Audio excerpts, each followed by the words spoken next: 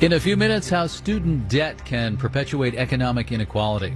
Marketplace Morning Report is supported by Avalara, simplifying sales tax compliance with cloud-based solutions. Avalara automatically integrates with more than 700 of the most widely used ERP and e-commerce solutions. Avalara, tax compliance done right. I'm David Brancaccio. The new Supreme Court Justice Amy Coney Barrett is set to begin work today. She was sworn in last night by President Trump on the White House's South Lawn. Among the many cases that'll cross her desk soon are ones involving big money. Here's Marketplace's Kristen Schwab. First comes the Affordable Care Act, scheduled to be argued a week after the election. The challenge centers on whether the ACA is unconstitutional after a 2017 change that got rid of penalties for people who didn't sign up for health insurance. During confirmation hearings, Barrett told senators she's not hostile to the ACA, though she has criticized rulings in favor of it in the past. At the end of November comes the census and whether undocumented immigrants should be counted, which determines state funding levels and representation in Congress. Last year, the court barred the Trump administration from adding a new question asking people about their citizenship. Justice Ruth Bader Ginsburg, who Barrett has replaced, was part of a slim 5-4 majority. I'm Kristen Schwab for Marketplace. FinTech is finance meets technology. A unicorn is a startup that gets really big. There's news that Ant Group of China, a colossal FinTech unicorn, is headed for the biggest listing of a new stock in history. Ant Group does many things, including Alipay, a kind of PayPal, plus a credit rating agency. The word from Hong Kong today is that interest was so great in the forthcoming Ant stock among institutional investors that Ant was able to close its order book a day early, pretty much sold out. The initial offering of stock could be worth $34 billion. The realization that the pandemic has entered a new tough phase is one reason cited for bringing the Dow Jones Industrial Average down by 650 points yesterday, 2.3%. Stocks are down a bit in Europe today, with the DAX in Germany down 0.3%. U.S. stock index futures are up this morning, with the Dow future now up 60 points, 0.2%. The S&P future up 0.4%. There's news just now. Orders for expensive, long-lasting goods, durables, went up 1.9% in September. That's more than triple the increase noted in August. And the view from Germany today, Volkswagen's CEO says the auto industry does not need more government stimulus to get it through the pandemic. Herbert Diess is seeing sales return more quickly than expected. He told the Financial Times today this is if there isn't a second lockdown and a further economic slump. Marketplace Morning Report is supported by Ultimate Kronos Group. Two HR technology companies have joined forces to become UKG, offering HR solutions to connect the modern workforce. Learn more at ukg.com. Our purpose is people. And by Constant Contact, with email marketing, websites, online stores, and other resources.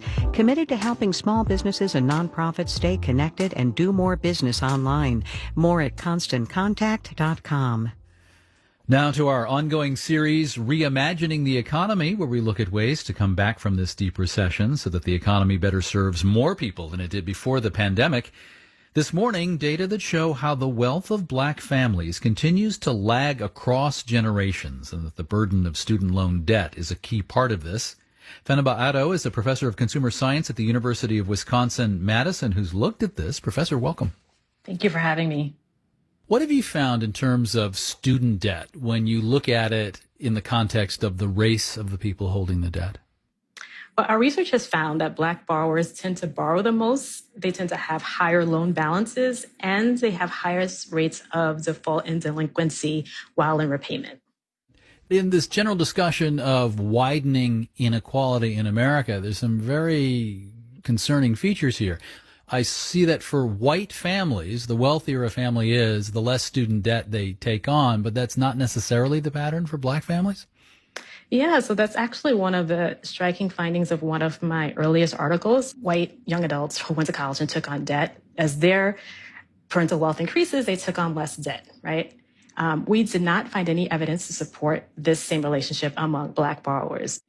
Black borrowers who came from higher net wealth households, we did not see them taking on less debt to attend college. Has there been a hypothesis for why that's happening? in our data at the higher ends of the wealth distribution, which was having approximately like close to $200,000. So it was actually about $191,000. Only about 3% of Black families actually had enough wealth to qualify to be a part of that. We also saw differences in the overall wealth portfolios. So having less access to fungible types of wealth, so savings, home equity that they could draw upon in order to transfer additional funds to their children. And so what are some of the ways you'd like policymakers to make use of findings like this in trying to really ease these gaps? So thinking more about, need-based aid, moving away from loan-based aid, but more to grants to help them pay for college so that they're not accumulating excessive amounts of debt. Are there potential frictions in the labor market? We want to think about labor market discrimination in particular. There's very strong evidence to suggest that Black college graduates have higher rates of unemployment compared to white students without a college degree, right? So that is all tied to the ability to earn a living and have an income that allows you to pay back those debts in a reasonable time. But then also, how do we think about what are the current policies in place, such as income-based repayment programs that can be approved upon so that those who need those particular types of policies are accessing them and using them in a way to help them pay back their debts in a reasonable time period. The University of Wisconsin's Fenaba Addo, along with co-author Jason Houle at Dartmouth, did the study Racial Disparities in Student Debt and the Reproduction of the Fragile Black Middle Class. Professor, thank you. Thanks for having me. And Las Vegas casino mogul Sheldon Adelson, also famous for his generous funding of President Trump's campaigns, is reportedly thinking of getting out of the casino business in the United States. Bloomberg News, citing unnamed sources, says Adelson is exploring the idea of selling off the Venetian, the Palazzo, maybe the Sands Convention Center, all in Vegas, for maybe something like $6 billion. He would then concentrate his gambling operations in Asia. The disappearance of conventions during pandemic has not been kind to Las Vegas. Our producers are Meredith Garrettson, Stephen Ryan, Daniel Shin, and Erica Soderstrom. I'm David Brancaccio. You're listening to the Marketplace Morning Report.